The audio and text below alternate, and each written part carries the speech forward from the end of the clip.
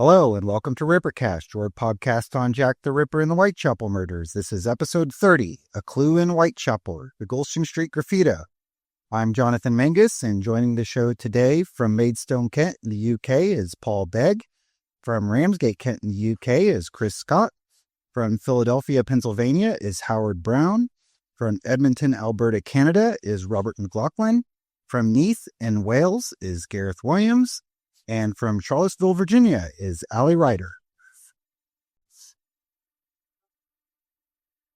Well, thanks everybody for being on the show today. This episode is going to be discussing the Goulston Street Graffito, which was a piece of chalk writing found on a wall above a piece of Catherine Eddowes' apron.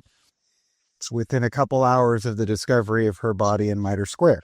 PC Alfred Long, who was brought in from A Division to work the Whitechapel beats as an extra duty officer, was walking down Goulston Street at 2:55 a.m.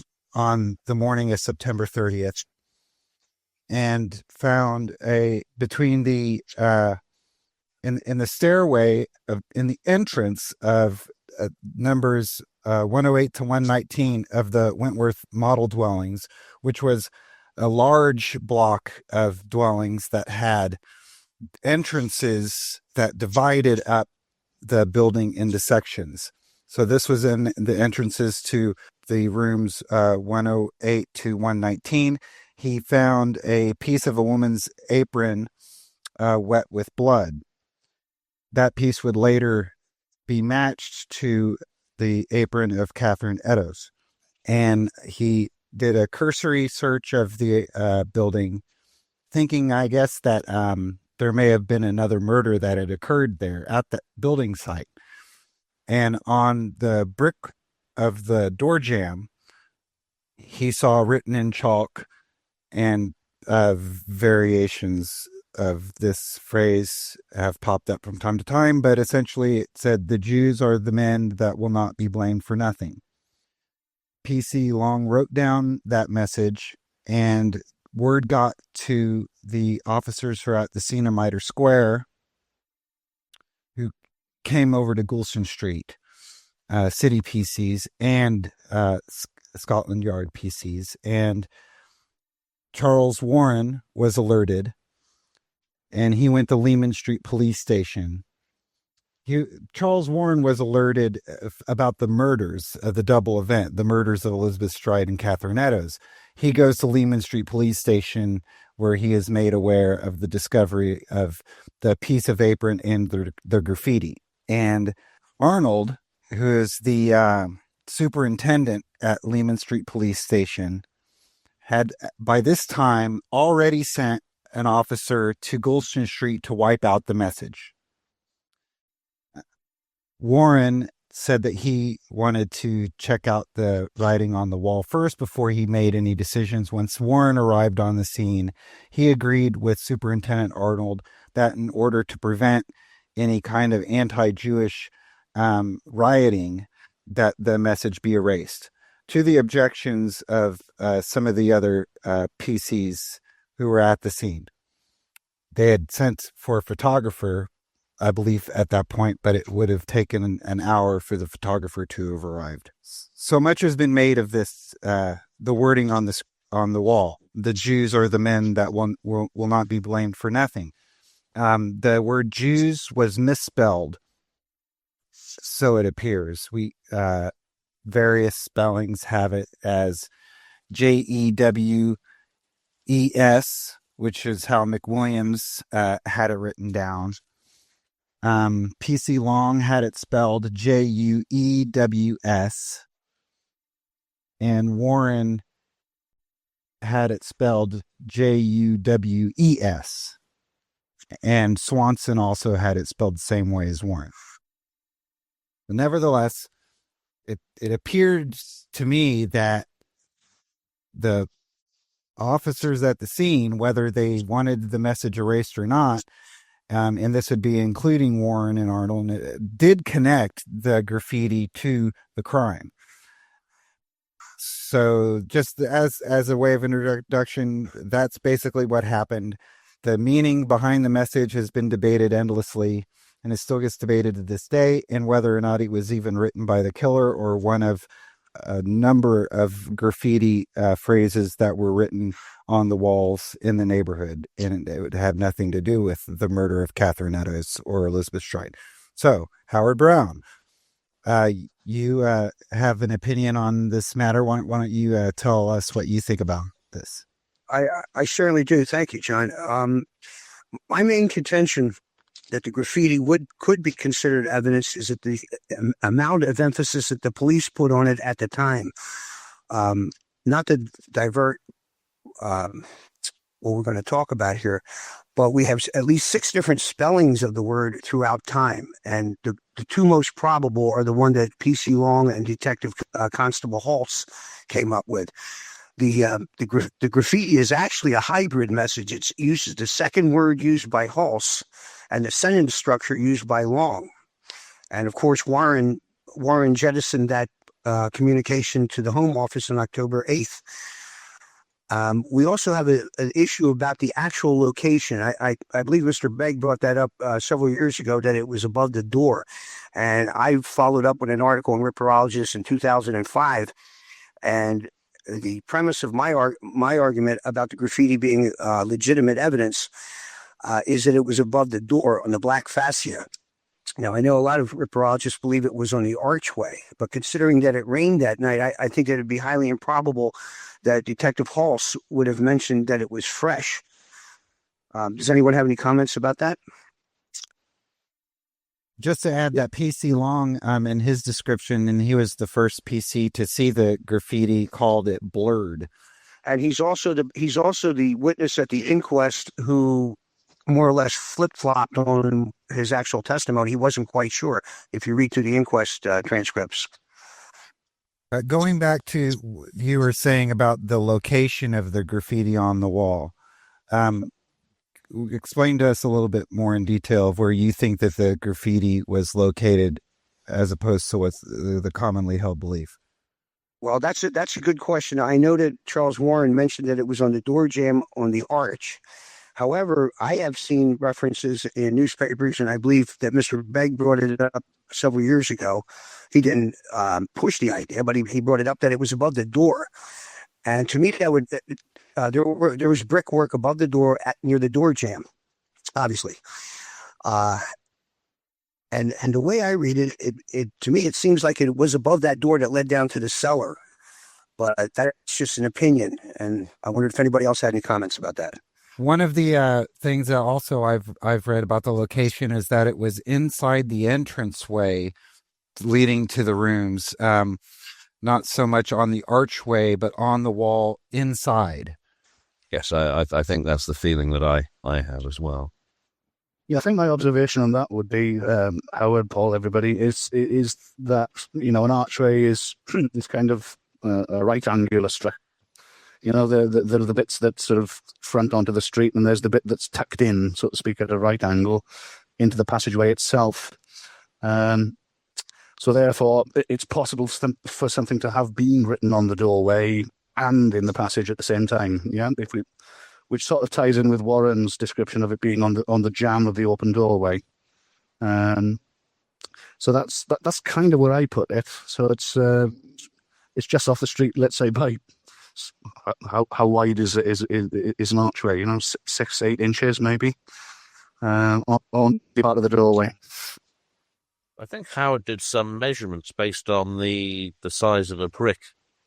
I mean, I definitely yes, sir. That the Goulston Street building is still there. I mean, we could go along and measure the bricks ourselves and figure that out. But I mean, the writing, as we established at Howard, I think, was that it was brick size. It was not a great big scroll as depicted in some of the movies. It was just written on a brick. Good point, sir. And the Hollywood mythology. Excuse me. Yeah. The Hollywood mythology that has created ripperology is that the graffiti was this huge garish message that was left at various places all throughout the East End, when in fact the capital letters on the graffiti were 3/4 of an inch high. We also have the problem of whether it was in 3 lines or in 5 lines. At the inquest, it was mentioned you don't quote me on this. I believe it said 3 lines, and I know I've seen references to where it said it was in 3 lines. But however, the communicated Commissioner Warren sent to the Home Office on October 8th mentioned it in 5 lines. We also have another issue about whether it was written in script or it was written in block letters. No one seems to know. So, there are all sorts of internal mysteries about the graffiti that we haven't figured out yet. But the one overriding factor why I think that there is provenance to it being connected with the apron is because, number one, the location, and the fact that there was no other graffiti mentioned inside that building. It just seems highly coincidental, on top of the fact that the police make such a big issue about it. And I agree. Don't you believe that because Arnold's first instinct was to have it erased, and then Warren agreed, and the PCs on the scene wanted it photographed rather than erased, it seemed like the consensus at the scene was that this graffiti was related to the murders. Otherwise, there wouldn't, in my opinion, been as much urgency in either preserving it or destroying it. Well, the reason, we've got to bear in mind here that the reason that they erased it anyway was because they were fearful that it might inspire anti-Jewish feeling. That was partly. If that was the reason for the erasure, then I don't think it really makes much difference whether they thought it was genuine or not. It was just that it was found. The graffiti and the apron were found in the same place, and so people perhaps have made that connection. They may well have thought it didn't have anything to do with the Ripper crimes, but the proximity of the apron in relation would put that idea in the mind of the public, and they wanted to forestall that rumor mongering and gossiping that might have gone on. Yes, I would think that if Warren actually considered it to be evidence, I think he would have been highly less likely to erase anything that he considered to actually be evidence in the case than he would have if he just thought it was a happenstance, random bit of graffiti that might be misconstrued. So I lean more towards Warren did not consider it evidence and did not think it had anything to do with the crime.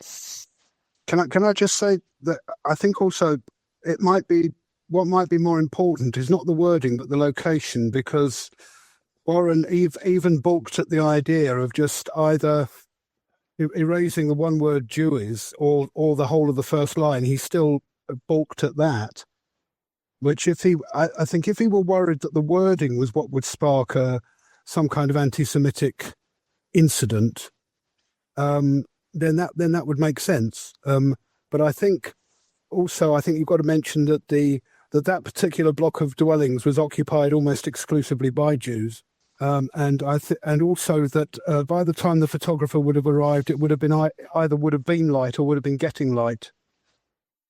So there were various options mentioned, like covering it, having a policeman standing there or covering it, the sacking, or erasing one of the lines, and Warren sort of poo-pooed them all and said, "No, I want it wiped off." And so I think it was the location of it rather than the wording that. And also there was, if I remember rightly, there was a very busy street market because it's very near Middlesex Street, isn't it? So there would have been a lot of people about. And I agree with you, Chris, because Warren must have been concerned about the location of it. It must have been clearly visible by the street, for him to take that action. If it were inside the doorway, I don't think he would have taken the action he did. I think if it were, as if there weren't sort of like arrows pointing to it, i.e., constables on duty. I mean, even if it were, if it were on the brickwork on the side, or even on the black face, you're actually inside the doorway. I think the public mood at the time, if they'd been walking down Goulston Street and saw, a group of coppers hanging about and looking worried, then they would have probably sort of tried to peek in to see what on earth was going on. I think if the graffito had just been there, whether it was above the door, on the door jamb, just inside on the fascia, I think you see the other problem I have with this is there's one. I think to judge this in context, there's one piece of information which we don't have, which I think we're very unlikely ever to have, which was how common was graffiti in Victorian London. I mean, if there was graffiti all over the place, I mean, there was certainly in urban centres at the moment. If there was an incident, certainly even cities near me, Canterbury city centre, the underpasses. I mean, a copper just wouldn't notice or wouldn't report graffiti because it's so common. Whether that's true in the East End at the time, I just don't know. I don't know how common graffiti was, or whether this was exceptional or what. True. I'm sorry. I just wanted to quickly mention that there was graffiti around the Pinchin Street torso murder. In one of the arches. Somebody had written the word Lipsky in large chalk letters. And the torso was prior to that, Robert, there was that, what was it, 50 more, and then I give myself that, that alleged... Hanbury Street. Yeah, Hanbury Street as well. Right. And then afterwards, I'm sure stemming from the publicity of the Goulston Street graffito, there was chalk writing that made reference to 5 more to go, signed leather apron or something to that effect. We can't judge that post Goulston Street graffiti on, we're looking for instances of prior to this that would show its prevalence. But you're right that Hanbury Street, which I guess was a press creation, isn't it pretty universally believed to not been existing at the scene of Annie Chapman's murder? I think so. They said it was written on the shutter. I think on the general point of chalk messages being on the walls, I mean, there's a long tradition of it, dating all the way back to Pompeii and even before then, if you like, in stone to various caves. So I think sort of daubing things on walls using whatever medium came to hand, and sometimes using your hands as the medium, it's got a long precedent in cultures across the world. So I think that it's reasonable to assume that this wasn't a rare occurrence, particularly in a working class area like Goulston Street or the East End in general, where there were lots of costermongers. Now, if you read Mayhew, London Labour and the London Poor, written about a quarter of a century before the Whitechapel murders, his accounts there are costermongers always carrying chalk in their pockets. Yeah, so they could put their pitch up and scribble the latest prices down. So this was a fairly sort of standard way of communicating, I think, in the sort of urban middle to working class areas of the East End.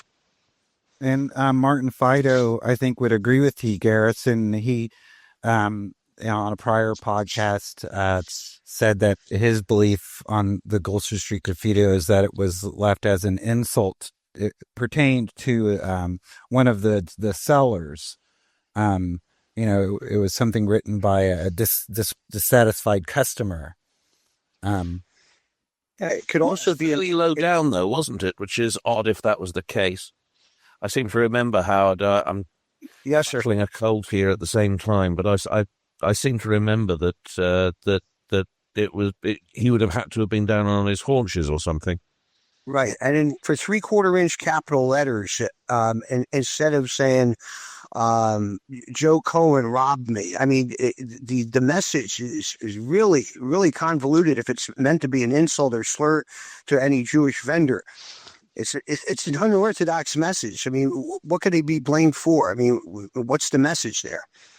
Well, it's even more convoluted if it's the Ripper trying to make a statement. I mean, he didn't do it by a Ripper murder. He didn't to face any other Ripper murders, like the Kelly scene, for example. If he had a message that he wanted to get across, the Kelly scene afforded him walls and walls in which he could have gotten his message across. It wasn't found at the site of a murder. It was found, blocks away. And the only thing that's tying it to the murders is the discarded bit of apron, which he may well have just cast aside as he walked down. And if it wasn't for that apron, which is basically rubbish, something he threw away, we never would have even considered this Graffito as being in any way part of the Ripper crimes. So when you're looking at the message, if he were going to be taking credit or trying to make something, I've killed 3 and the Jews are the men who will not be blamed for something. It's just, you can't say, well, it's very convoluted message because, well,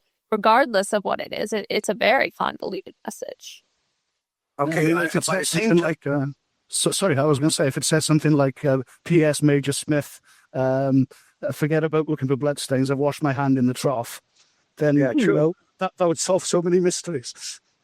Yeah, that's why there's a possibility that it was an incomplete message. But getting back to what Ali said about graffiti and location, I can tell you right off the bat that there's a graffiti at a murder site, a famous murder site, the Manson murder, where the word Helter Skelter was written in the victim's blood, and no one understood what that meant. It took, but it was actually at the crime scene. It was absolutely, but no one understood it. No one understood it. What this Helter Skelter, and it's misspelled too. So we have two. I'm not saying it has to be clear, but it's not only not clear, it isn't at the crime scene. So if Jack the Ripper wanted to leave a message to the police, why wasn't he leaving them at the crime scenes where it would be clearly connected, like the Mansons did? Or why didn't he make a statement like Zodiac did? I killed such and such. Here's all my confusing little babble that you're not going to understand, but something that lets them know this is from me. I did this. Exactly, I understand. Psychobabble. Okay, Allie, but by the same token, remember it rained that night and all the walls are wet. In Mitre Square, it's quite possible that he figured that his time was up as far as taking risks, and he walked off wiping his hands or wiping the blade or contemplating what he's going to do, and then he goes to the one place, the inside of the Wentworth, and discards the apron piece and writes from the shelter from inside the Wentworth building. It doesn't make any sense to write a scrawled message on wet brick. And it's quite possible all the brickwork around Mitre Square was wet. Why didn't he tag it? I killed 2 tonight, or if you believe 1, I killed 1 tonight. Or if he was prone to leaving messages for the police, given that one was not satisfying, he didn't get to do it at the crime scene. It wasn't quite Mary Kelly's room. Awesome opportunity. He could have written, his version of Helter Skelter. He could have written his version of the Jews or the men that will not be blamed for nothing. He had time. He had privacy. He had the medium of blood or chalk or whatever he wanted to use, and there's nothing. So to me, just the idea that we would have this killer who would write this little tiny message in chalk in a little out-of-the-way place, and then given the opportunity to paint a wall with blood, if that were his predilection, he chooses not to do it. I just don't. Well, that's true. That's true. But you have to start somewhere. And because there was no graffiti found at the Tabram or the Nichols murder, doesn't mean that that the first time that he does it, that we can look back and say, well, why didn't he do that in other instances? He had, he didn't do everything the same way at every crime scene. It's very fortuitous, isn't it, that he's walking along and he discards the apron just below where there is a piece of graffiti. One way or the other. I mean, either it was either the graffiti had nothing to do with the apron, it was just coincidental, or it does have something to do with the apron. And if it does, I mean, we're never going to know one way or the other. So if it does, then you try to figure out one line of thought, and if it didn't, then you're wasting your time trying to figure out anything at all. But we should count in here, don't forget, Sir Robert Anderson, I think,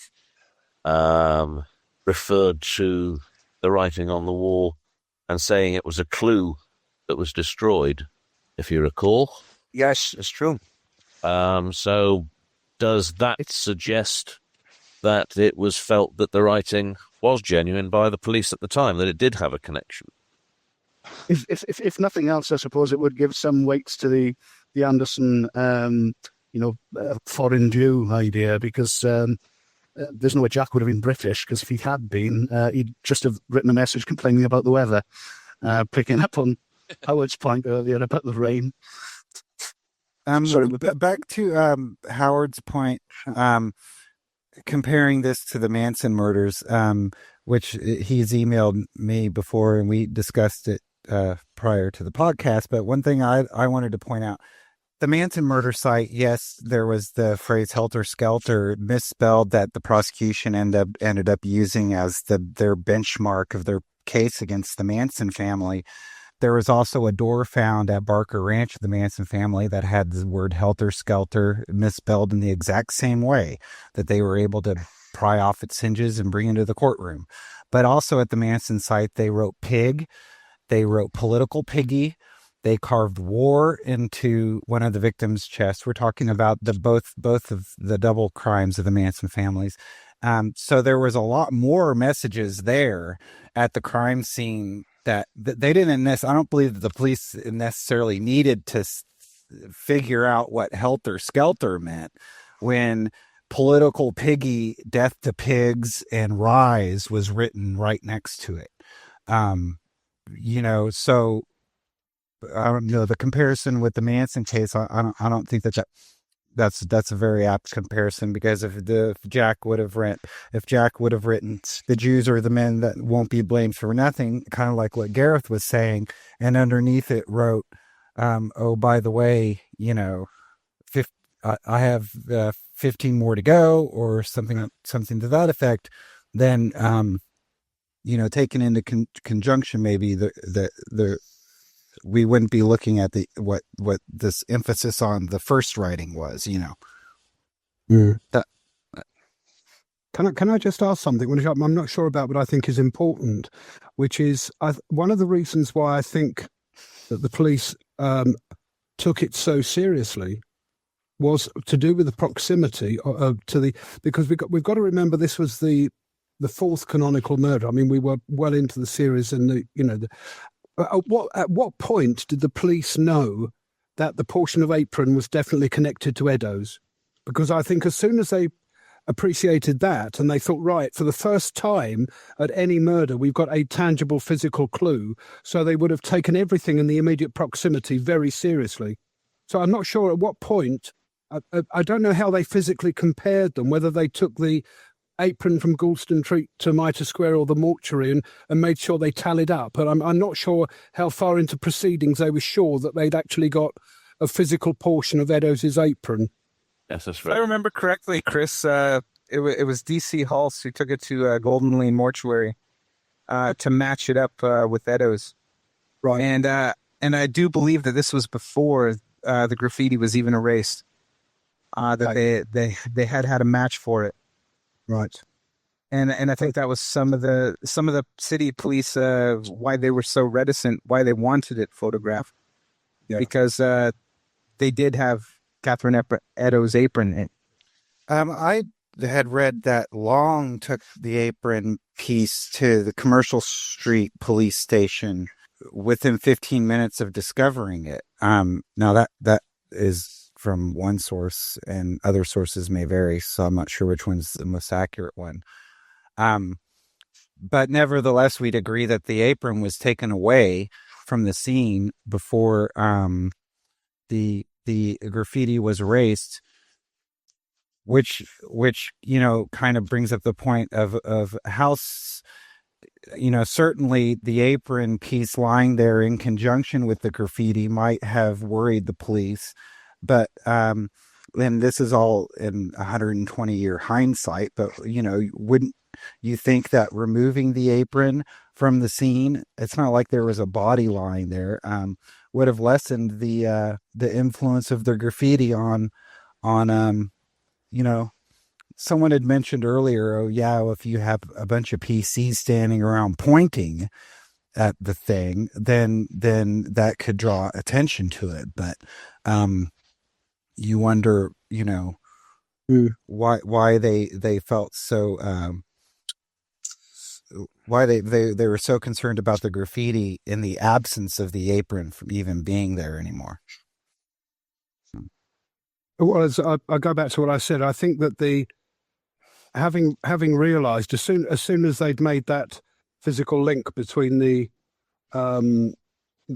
portion of apron in Goulston Street and the murder scene in Mitre Square, then logically, I would have assumed that they would take everything in that immediate environment sort of very seriously as a potential clue. This was the first physical link they had to the Ripper. It was the first indication, for example, of which direction he'd gone in after he'd left the murder scene, and so potentially it might have been some indication as to where he lived or where his bolt hole was. So I just assume they would have taken everything sort of very seriously in that immediate, and to find a piece of writing near there, whether it was connected or not. I think that's why. I think the fact that they took it seriously doesn't necessarily indicate that they were absolutely convinced it was written by the killer. That's what I'm getting at. Right, which is similar to what Ali was saying earlier. Absolutely. Can I just add one note, which I think might be important for you? Gave the very good introduction to about the Goulston Street Graffito, but I think it's also important to realise that there's this element of timing. I think it's important to mention that two coppers stated that they passed that point at 2:20, which was 35 minutes after the murder, and noticed nothing there. So there's also this disputed point about whether Jack was hanging around in the vicinity and placed the apron or did the graffito at some time after 2:20, or whether the coppers had just not noticed it before and it had been there all along. I'm one of those people that think it could have actually been there all along, because a lot of people look at 2:20 when PC Long passed through there, or even when Hull says he passed through there at 2:20. And I'm thinking, considering the beats of the Metropolitan Police, Long would have also passed through there about 30 or 35 minutes before 2:20, which places him at about 1:45, 1:50, that general time. And I'm just wondering if his presence makes the Ripper go into that doorway as he's fleeing Mitre Square and he's heading that direction. And that's about the time that Long would go through Goulston Street. I think it's also important to note that House said that he went down past that spot at about 2:20 and didn't notice the apron, but he did specifically say that it was quite possible that he wouldn't have seen it. Yeah, because it was in the building. Yeah, that's what House said. So go on, Robert. And he was probably checking things very quickly. He's probably moving very quickly, and he said I should more for people. That's right. He said I should not necessarily have seen the apron or the piece of apron. So I don't think that's any discredit to him. I mean, and you've got to remember it's pitch dark. Yeah, and if he's heading north-south, which he was, he was coming off Wentworth Street, wasn't he? And heading towards Mitre Square. So it's a fair bet that he was heading south down Goulston. So if the apron was deposited on the northern side of the doorway, it might have been more easily overlooked. And, the darkness of the location as well wouldn't have helped. So the trouble is we don't know whether Long's beat was clockwise or anti-clockwise. But no, as with everything else, there's much speculation. Excuse me, doesn't it indicate or infer to anyone that since Long and Hull both overlooked it the first time they passed by, that it was probably in the recess of the building as opposed to the outside underneath the door jamb of the arch? Well, I think Long, I think Long noticed the apron first, didn't he? So that's what caught his eye, and then he discovered the writing afterwards as he searched the entranceway. Right. So that doesn't really answer the question of whether the writing would have been visible from the street, because Long didn't notice it on both occasions, if you see what I mean, until he was actively, got his lantern out and started searching. I had a question, and this is kind of tangential, but when it said that Long investigated part of the area of the Wentworth Model Dwellings adjacent to where the apron was found because he was concerned if another murder had occurred there. They also say that later on they did a search of the Wentworth Model Dwellings, but I think the wording is that they didn't find any evidence of anyone going in in the time frame that they're looking at.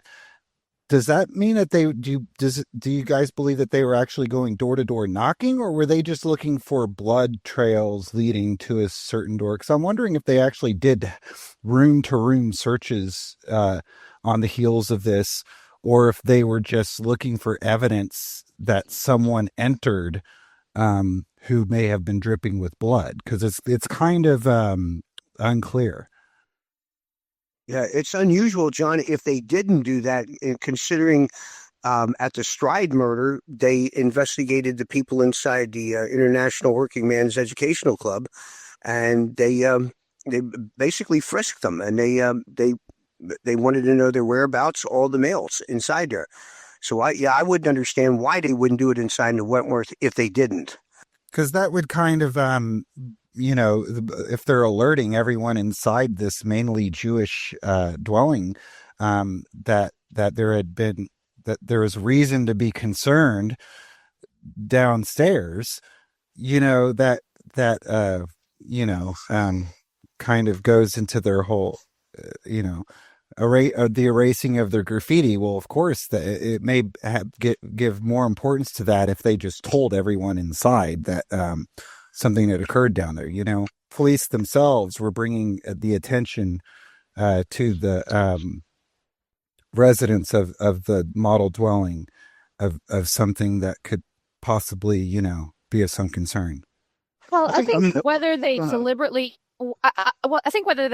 went door to door or not, they found something, they call people come up, they start discussing it, people stick their head out the window, oi, what are you talking about, what's going on here, blah, blah, blah, blah, blah. Whether it was a deliberate sort of bringing it to their attention, just from the act of being there and investigating it, the people are going to have it come to their attention, and then it's going to spread as more people sort of come about. So when it starts to be sort of, like you say, a more public thing, I don't know whether it was a deliberately drawing people's attention sort of scenario, but I'm sure just in the act of performing their duties, they were drawing attention. I was just wondering if the search of the dwellings included going actually door to door, at 3:30 in the morning. I don't know that it did at that point, John, but I think we know that that Long actually sort of went up the stairs and apron in hand, presumably, and did a check before he eventually took the apron to the police station, having found a colleague and sort of put him on guard, so to speak. But I think I'm sure I've read somewhere in the papers that the individual residents were interviewed probably the following day, maybe not at 3 a.m, but some discreet inquiries maybe were carried out. It's all to no avail anyway, because of course the papers are sort of splashed with the story anyway. So all that worry about wiping the chalk message off, etc., was really a kind of a damp squib, because everybody found out about it, irrespective of that. Right. Now, Howard, since you lean towards it being left by the murderer, what is your interpretation of the message he was trying to send? It could be an attempt to blame the Jews of the East End for the crimes, or it could be an explanation as to why Stride was possibly not mutilated in Murder Street. It could be a myriad of things, but I don't have the mind of a serial killer yet, and I'm just assuming that it would be one of those two things. And I'm not entirely convinced that message is complete. He may have been interrupted. If he had written the message in a normal, assuming that the Ripper wrote that message, and he wrote it at an average speed, he would have had around 120 feet either way, up Goulston Street and down, and even covering New Goulston Street, which juts out into Goulston Street. He would have had up to maybe 35 seconds where he could have written that message completely. So it's quite possible something disturbed him in the act of writing, and he left it incomplete. Howard, can I ask you a question, Howard? And other people can pipe in on this as well. If the Ripper did write the Graffito, what if anything does that tell us about him? Because most people that actually think that he wrote it, usually it's a highly literate person that wrote it. I mean, they figure Johnston is writing it, or Maybrick is writing it, or J.K. Stephen, or Walter Sickert. It's never some poor immigrant that wrote the message. So I'm just wondering your thoughts on that. What does it tell us about the Ripper? Well, I think that whoever wrote the graffiti was a native-born person. I believe that he was capable of reading, and I believe that he capitalized on the anti-Jewish sentiment that was in the neighborhood. I'm not saying that he was a witty person, but there have been other graffitis left at other murder sites or near murder sites, like the Axeman murders in 1918, which are somewhat similar to the Goulston Street graffiti. But that would be my guess, Robert. I don't know exactly what he was trying to convey, other than that he did want to implicate Jews for some reason. That's about all I could come up with.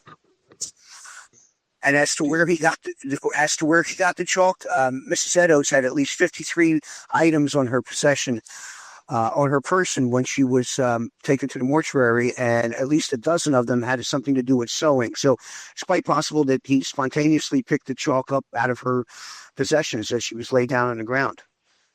I think we can only regret she didn't have a dictionary with her. At least the Spent Lincoln conundrum might have been solved. Do you think that the without getting too technical about it, do you think that the double negative was deliberate? In other words, you said, and I've heard this interpretation before, that it may have been to throw blame onto the Jews for either that specific killing or the killings in general. If the killer were Jewish, then the double negative could be, you could read it the other way. He could be saying, look, it's not the fault of the Jews. True. Yeah, that's true. But again, I have no personal agenda or platform that I have a specific suspect, an individual that I could name as Jack the Ripper. But I do believe that he was not Jewish. I don't believe that that the Ripper was Jewish. Not that he couldn't be, but that's partly because I believe at that Berners Street, I believe the broad shoulders man is the man that we're looking for. But that's just an opinion, and we all know about opinions. Everyone has one. Back to what you had said earlier, Howard, about the nature of the writing on the wall. You had said that it was all in all capital letters, and No, I said that the capital. No, that's all right, John. That's okay. The capital letters are written in 3/4 of an inch high letters, which indicates that the other letters were in. The other case letters were small too. And a problem we have is we don't know whether or not it was written in script or cursive, or if it was in block letters. That's another issue in this whole thing. I had brought it up actually was because I had thought it was in cursive, because they compared it to Ripper letters. And say it looks schoolboy's round hands, the capital. That's true. That's true. And there's also a letter that was sent to the police, one of many letters, but one that we do have. It's in Mr. Evans' book, The Letters from Hell. It's a letter from November 10th, which is obviously after the double event and after the writing on the wall. But that was in block letters. And I'm just thinking that perhaps there were other letters that we don't know about that were written in block letters instead of. But I had also thought that Warren, when he sent the Home Office a copy of his version of the Graffito, intended to write it out as best as how he observed it at the scene. People, please correct me if I'm wrong. In the number of lines used and even down to the script. Right.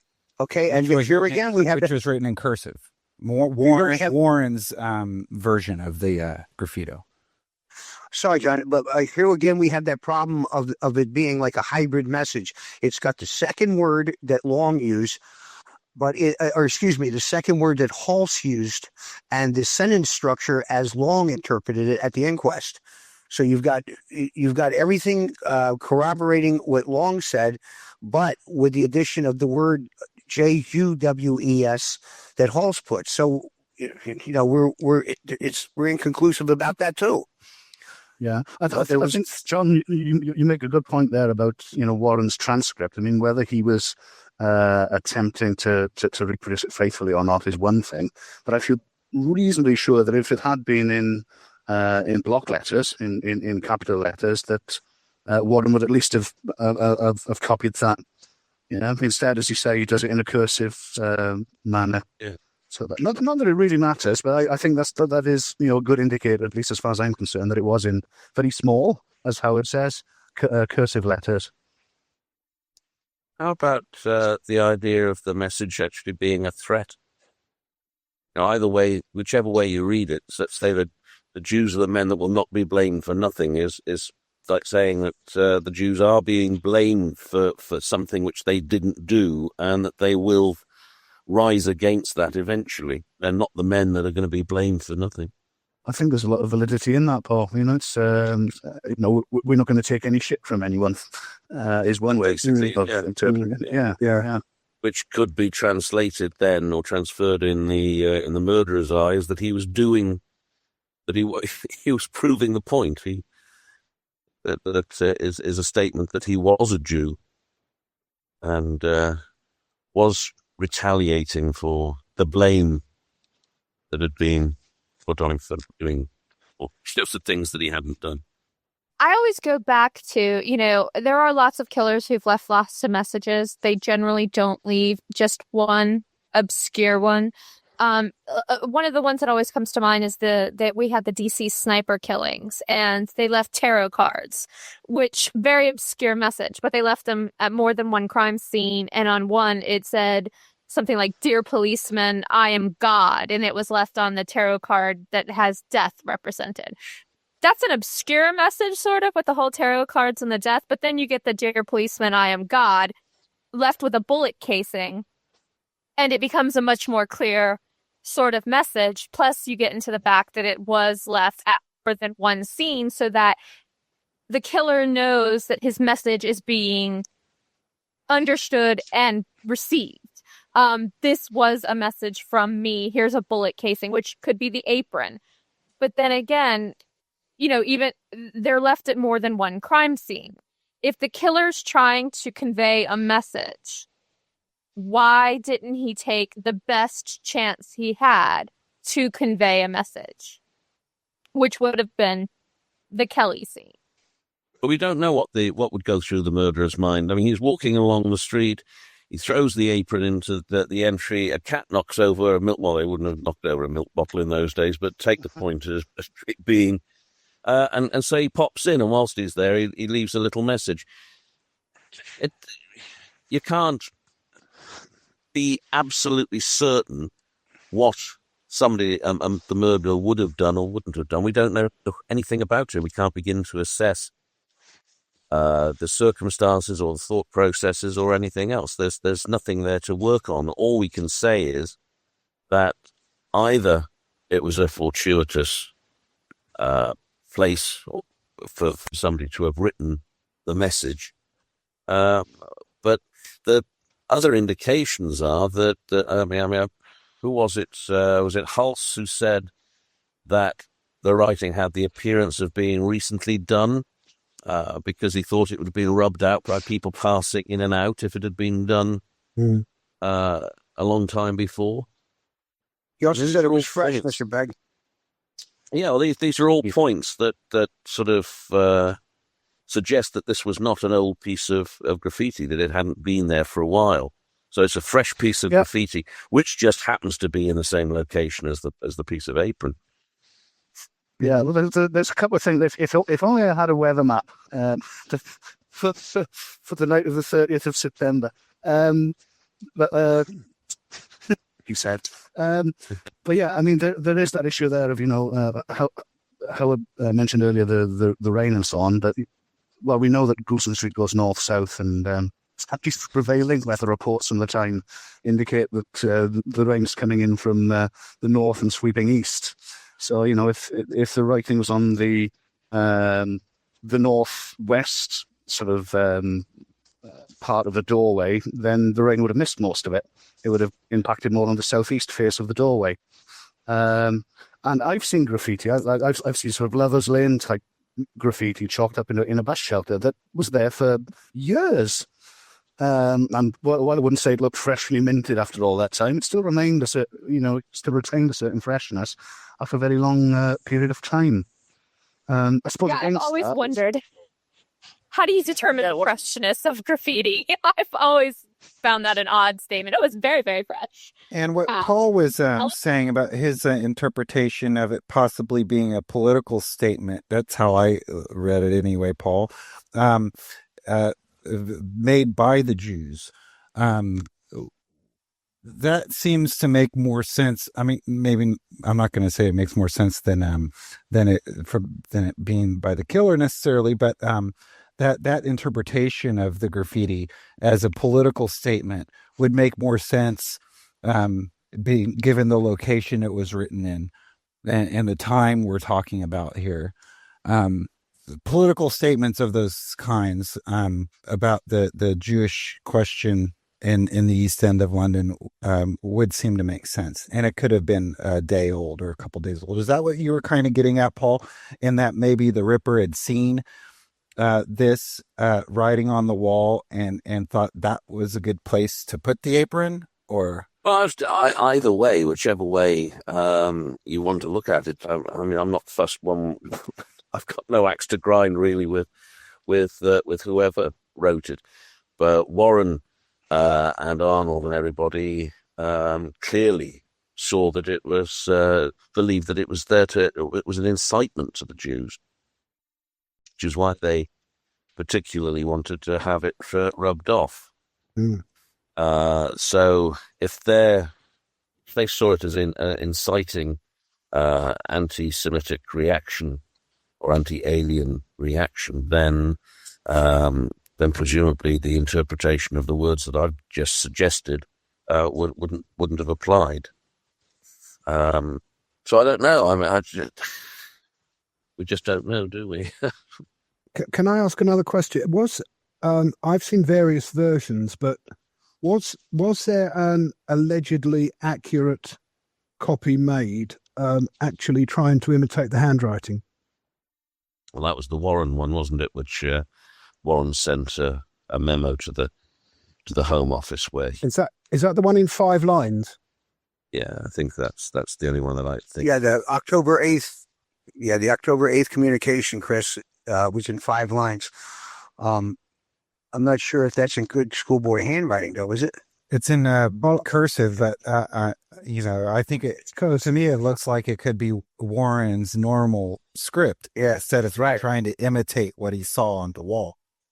Yeah, I've got a very particular reason for asking, and I don't want to get all cloak and dagger about this, but I really don't know very much because I was sent a copy of the Goulston Street Graffito, which is on a black background. I'm not saying it was photographed and I've got I'm not doing I don't want to start all that brouhaha, but this was sent to me and it's in 3 lines, and the Jewish word is very hard to read. It could be J-E-U, it could be J-E-W, but it's in 3 lines and it's very different from the Warren one, which I've got a copy of in front of me. And I just wondered if anybody had seen this 3-line one. It's definitely in a cursive hand. Well, Halson, the city police said it was it was written in 3 lines. They differed from the Metropolitan version, but we don't have a copy of theirs. Yeah, right. Well, this looks like all stood there. All stood there with it. He stood there and guarded the graffiti while Detective Hunt went out to find somebody. So he would probably be the best person to gauge how many lines the graffiti was in. Yeah, he was standing right next to it. It's just that I don't remember seeing this version before. And it's there are capitals. Again, blamed is with a capital B, but the nothing was with a capital A. And it's also the alternative wording. It reads, "The Jews are not the men that will be blamed for nothing." Yeah, that's the City of London wording, yeah. That's the City of London. I just wonder where this copy came from, because it was a lot of people send me stuff, and this was just sent to me with no covering note. I replied to the email address, but I've never heard back, and this was like getting on for a year ago, and I've just kept it on my PC. But maybe there's some more words on the message a little bit further down the line that we can't see and that there aren't. Can I impose on you, Paul? If I mail it to you, could you tell me if it's one you've seen before? Yeah, sure. Yeah. Yeah. Now, this is kind of going to be a little fun, but Howard mentioned earlier the suspects that have been connected to the Goulston Street Graffito. He mentioned James Maybrick, and in that regard is because some claim that the word Jews is actually the word James.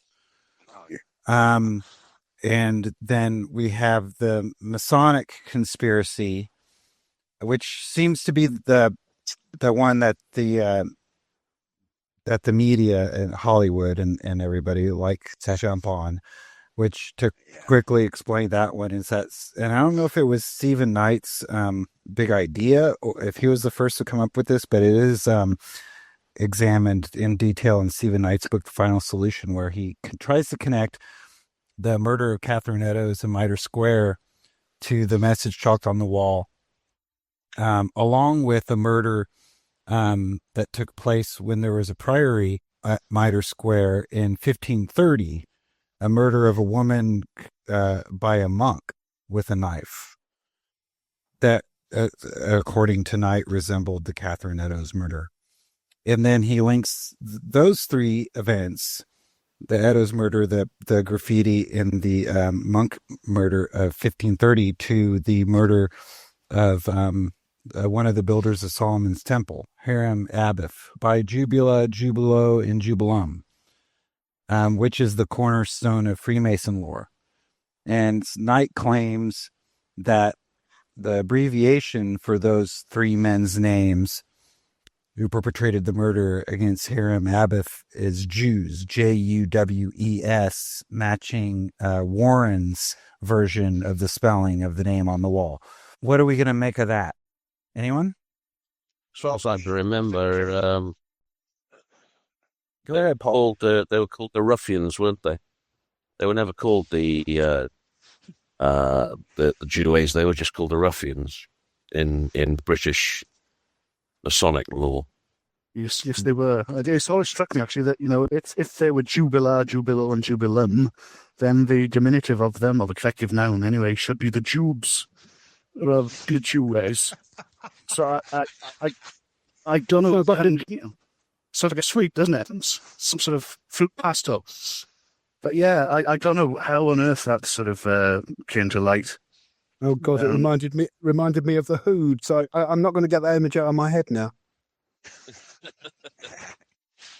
Jack the Ripper walking along as a hoob. Yeah. No. Warren had joined, what was it, the Quatuor Coronati Lodge or some such, which was, I think Stephen Knight makes great play that, this was the, if you like, the Oxford and Cambridge, or the Harvard and Yale, if you like, of Freemasonry. And, whilst Warren did take an interest in Masonic law, I think that developed later. And this. So even if this spurious story about the three ruffians or the three Jewes were true, which it patently isn't, then it was a fairly obscure factoid for Warren to have known at that time anyway. So the whole thing's nonsensical, and it only really works if you believe the Masonic conspiracy. And given that that's been shown on so many levels to be wrong, then I think we can discard that interpretation anyway. And there's also no logic in Warren's actions, even if you go by that, because he, of course, did not have it photographed, but he ordered a copy of it made, which Long made in his notebook, and other police, I imagine, around made in their notebook. So he still had the message preserved, despite the fact that it wasn't photographed. So he wasn't, saving us from the Jews anyway, That's true. There's also another interpretation that I believe Tom Westcott proposed on the boards as far as reading it differently. And it was, I believe that he thought it wasn't Juwes. And I could be wrong on who it is. I believe it was Tom Westcott, but I could be wrong. And that it actually was, I'm going to get this so wrong, but IWEC, which stood for the International Working Men's Club by Elizabeth Stride's murder. And I believe he proposed that it was saying that they were the men who would not be blamed for nothing. Yeah. Allie, Donald Salden from Ripperologist magazine showed some evidence that they did not use acronyms back in that time period. The International Working Men's Club did not go by an acronym, is what you're saying, Howard, right? Correct. Right, exactly. Do you mean an acronym or just abbreviations? Abbreviations. No, an acronym. Correct. Yeah. Because certainly the club was certainly known as the IWC. I think anyway, it becomes almost a tautology, given that the club was associated with Jews anyway. Then, you may as well say Jews and or IWC, and it would mean the same thing ostensibly. Although, I can't quite picture Koza Brodsky and all them saying, Ox said, I'm off down the IWEC for a few points. You want to join me? It just doesn't. I don't think it's a very catchy acronym, If it was used, then it was probably not that widely used, maybe. But yeah, it's an interesting idea. Certainly more valid than Juwes, as in the Masonic conspiracy, or James, God help us, with Maybrick. Ingenious, but it takes a stretch of the imagination. Right, and it wouldn't match. One would think if it was an abbreviation with all caps and periods between each letter, then that would be more apparent than everybody at the scene getting the seeing Jews, but just it being misspelled in various ways. Well, I think it also hinges more on the fact that interpretation would require that the full name of the club society would be used, which is like Educational Society or something like that. And nobody actually called it that. So, what's the likelihood that this killer is going to initialize the full title of a club when even the members don't even really use the entire full name of their club to refer to it? Yeah. Yep. Just a point you made there, John, about dots and periods, and believe me, I'm not going to get onto the Trevor Marriott theory. Dots and periods are some punctuation. Which is what? Oh no, you can get into the Trevor Marriott theory if you want. Since we're discussing different people's theories, what is his theory? Just to inform our audience. Well, this is more to do with the apron rather than the right. Oh yeah. That it was used some sort of menstrual rag or toilet paper even by Eddowes, so before she was going to take you to prison. Thank goodness you meant that, because I thought you meant the theory that it was taken there on the back of a set of gates that were halfway up Burner Street, which have not been shown in the photograph. Good Lord, no. What woman would rip up her apron willingly just to use it for that? Well, desperate times, Howard. Well, that's like a man using his socks. Man, does it? Well, wasn't it out of our house? Sorry, hey, I'm sorry. I forgot children will be listening to this. But another thing is that Mr. Marriott isn't even aware Mrs. Eddowes could still get her period. To be truthful, she's 40. She's in her mid-40s. She's superannuated. She has a bad diet, and he doesn't know. And I sincerely doubt that she would have used that for any hygienic purposes, especially ripping up an article of her clothing. She looked like a freak, walking around with half an apron on. Well, and let's hope that children aren't listening to this podcast, but there were other bodily fluids found on the apron besides just blood. So she would have not only been using it as for a menstrual cycle, but kind of also as a diaper, as far as for what evidence we have. Now, but isn't Marriott also the one who said that maybe it was taken by a dog or no, or did he claim that it was dropped by the Ripper?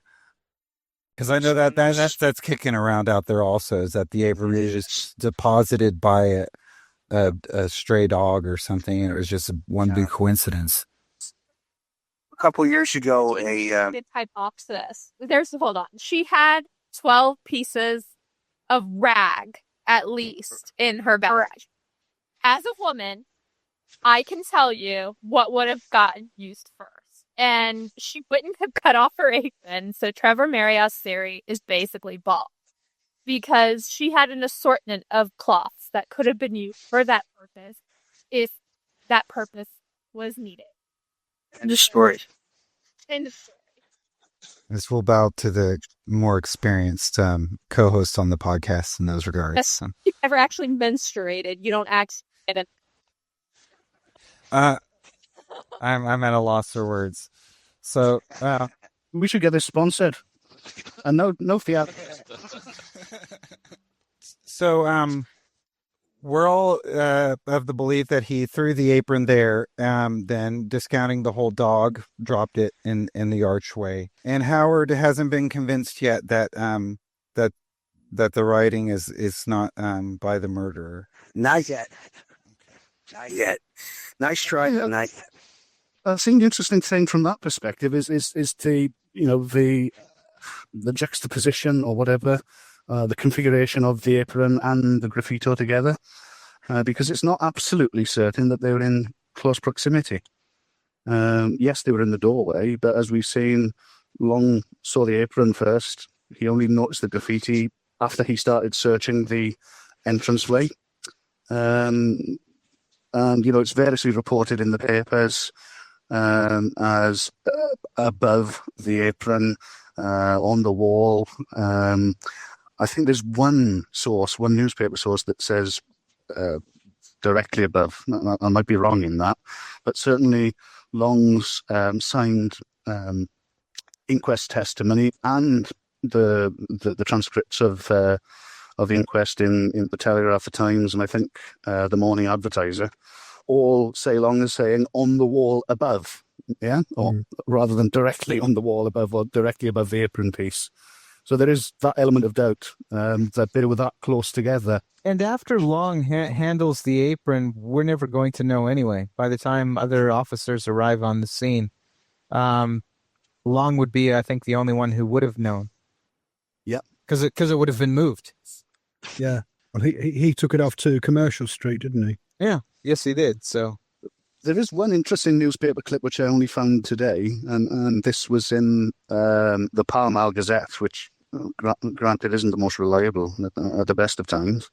But this is in the Pall Mall Gazette of the 8th of October, and it quotes verbatim a clipping from the Central News Agency, which goes as follows. A startling fact has just come to light. After killing Catherine Eddowes in Mitre Square, the murderer, it's now known, walked to Goulston Street, where he threw away a piece of the deceased woman's apron.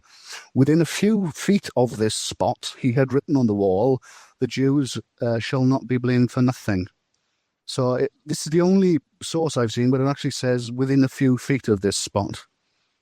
Which suggests, at least some spatial separation, which you don't get in the other reports. Just thought I'd throw that one in because I only found it today. And my sense of that would be if the killer wanted to make a definite association between the two objects, then he'd have, dropped the apron directly beneath the writing if the writing was there before, or he'd have written the writing directly above the apron, or even on the ground underneath the apron, and dropped the apron there. But it seems that he didn't. The apron was on the wall, whether it was on the door jamb, whether it was at shoulder height, or whatever. It wasn't in direct association with the apron fragment. And it strikes me, going back to Ali's point earlier about the gun cartridges or the tarot cards. Then if you want to make something, make a connection fit or stick, then you're going to go out of your way to do it. But it doesn't seem that it happened in this instance. Discuss. Right. And that we did have the Hanbury Street, whether it occurred or not, reported in the press. There was this precedent of what the murderer may have written. And then afterwards we see we don't see anything similar to the Goulston Street Graffito being written in chalk, but we see things that do harken back to the graffiti claimed to have been left at the Hanbury Street site. So yeah, I agree that one would think that if the murderer was going to leave a message, they would leave something, similar to, what was supposedly left at Hanbury Street, or something that, would appear a lot more threatening. It seemed like it was the vogue to leave a count of his number of victims. And I would assume that would, a message similar to that would be left, as opposed to something that we're still debating the meaning of 120 years later, No, perhaps he left a cryptic message. Perhaps that fecal matter on the apron was his, and he was saying that was number 2. I don't know.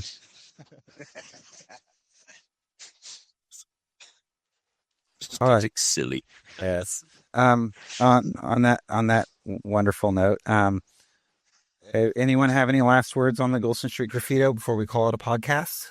The only thing that always comes to mind, that letter that Johnston wrote, where I know it was mentioned earlier, where he said that he was trying to say there was a French influence, and I think he said that the Jewish was juive. Yeah. Juives. Yeah, he did that twice, October 16th and then on December 1st, the Pall Mall Gazette article. Yeah, and he actually sort of included, well, I presume it was by him, but there was actually examples of the handwriting in there, wasn't there? Yeah, his handwriting, correct. Yeah. An example of his, he says try it in script, if I remember correctly. Yeah. But if I understand it rightly, it doesn't make sense grammatically because juive is feminine. Right. Jews in French is Juifs. Juif, isn't it? But Yeah, Juif. so he'd actually be saying the Jewish women are not the men to be blamed for nothing. Exactly. Right. He makes like 4 other mistakes within that article relative to the crime. At least 4. Yeah. Perhaps we should be looking for a French transsexual then.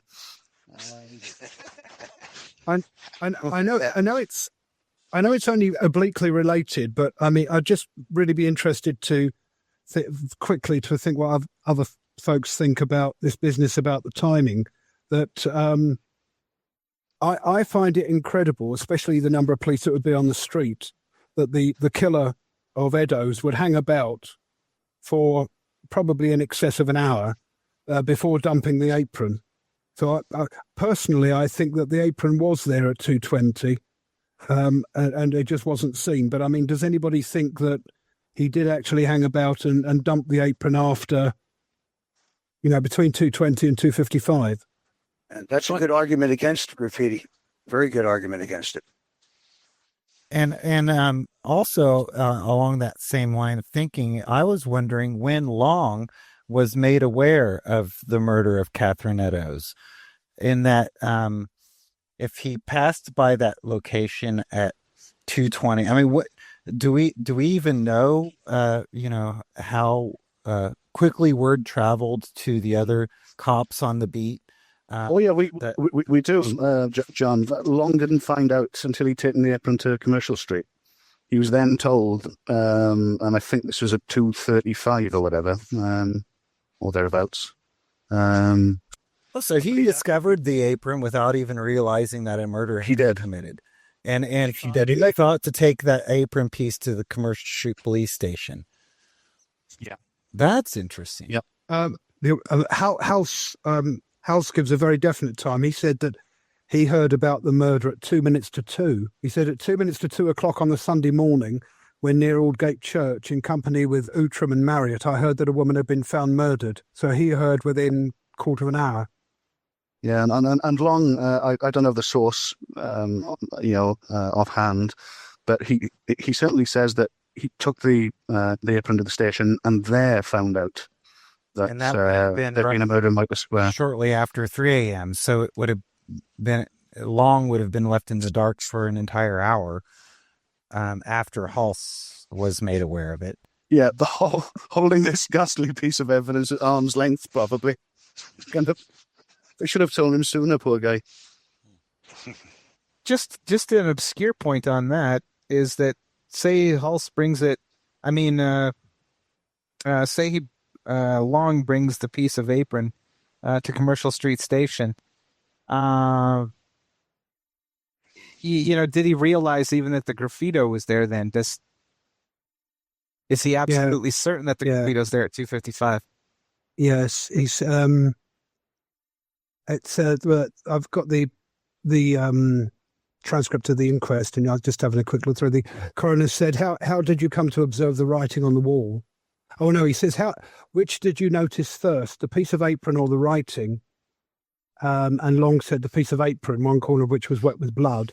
And then the coroner said, how came you to observe the writing on the wall? He says, I saw it while trying to discover whether there were any marks of blood about.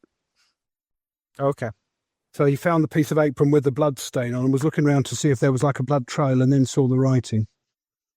Which kind of bolsters Gareth's quote from the Pall Mall Gazette that the writing could have been several feet. Now, we don't know if they're talking vertical feet or horizontal feet, exactly. But if he would have walked into the more into the entranceway of the Wentworth Model Dwellings, and that's where he saw the graffiti, as opposed to right above the piece of apron on the doorway.